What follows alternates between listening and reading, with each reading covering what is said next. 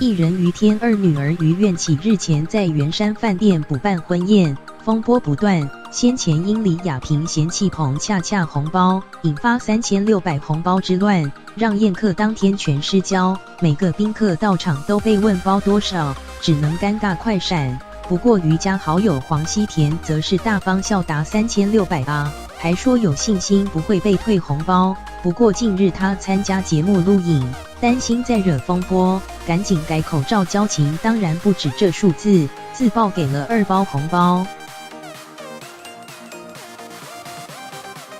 黄西田和于天已有50年交情，在婚宴当天被问到礼金包多少，他大方笑答3600。由于先前彭恰恰才被退红包，事件闹得沸沸扬扬，被问到不怕被退红包吗？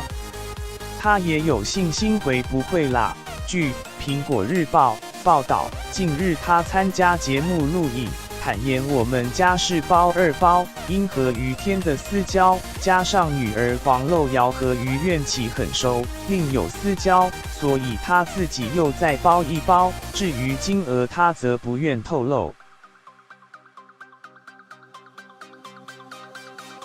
黄西田说，跟于大哥是认识这么久的朋友，我们在演艺圈好像家人一样，同时为彭恰恰事件缓颊，老朋友开玩笑，有时候我主持也会这样，纯粹就是台上效果。亚萍姐也是，彭哥不会计较的。在一旁的老婆陈静子也说，这次红包事件就像先前电信的399之乱一样，变成全民话题，连特别出席的蔡英文总统也逃不过。黄西田则赶紧澄清，我那天也是开玩笑，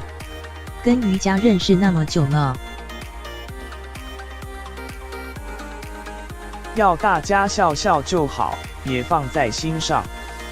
而于天事后也在中坦言，这次嫁女儿共收了300万左右的礼金，不过光婚礼场地就烧了近300万，不亏也没赚。